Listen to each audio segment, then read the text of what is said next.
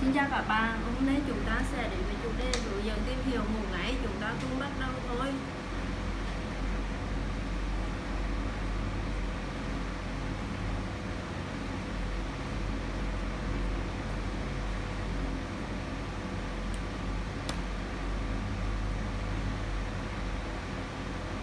Rối loạn nhịp thở khi ngủ.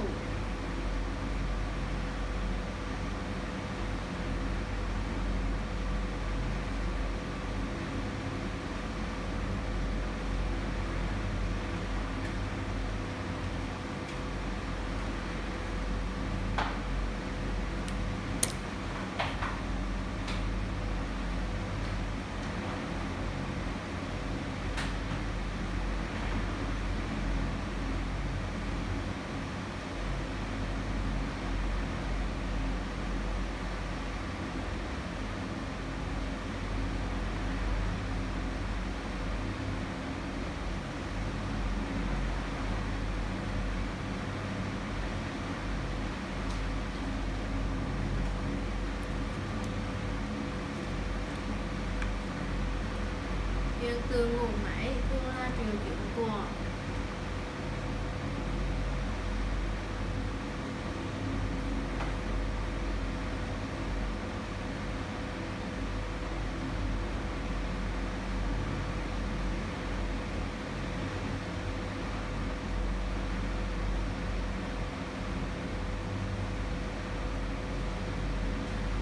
rối loạn nhịp thở khi ngủ.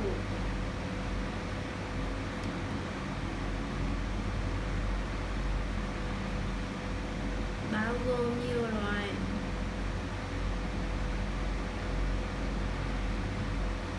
Từ hội chứng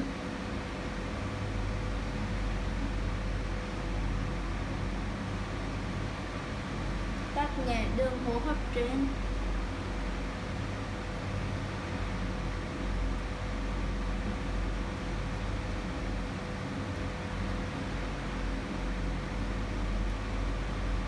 đến chứng ngưng thở khi ngủ.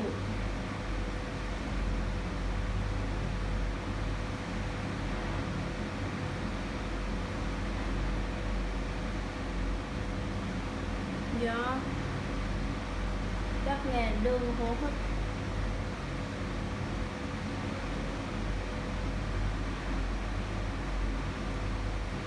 tắc nghẽn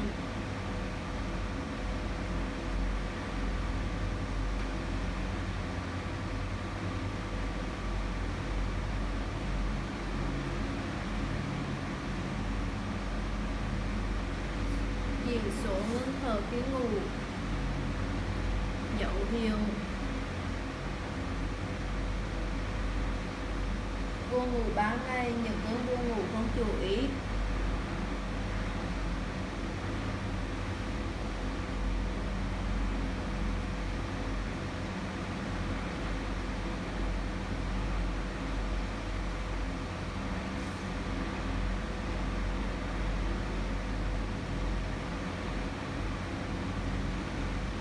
Ngủ không ngon giấc, mệt mỏi hoặc mất ngủ.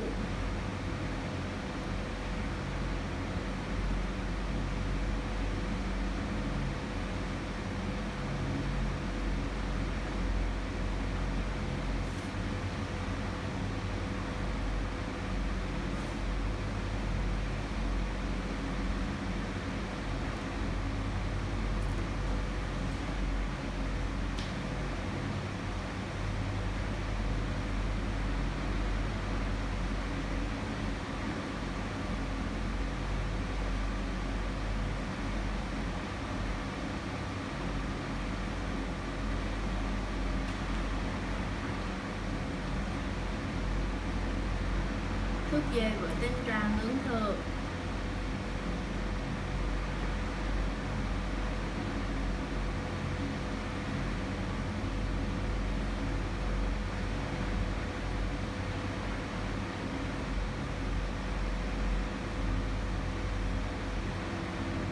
Thở hổn hển hoặc nghẹt thở.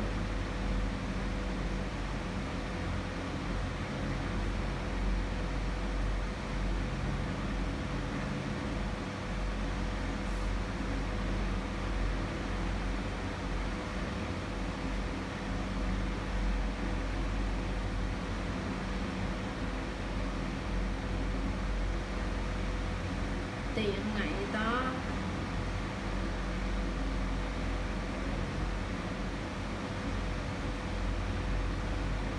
Dạng đoàn hơi thở.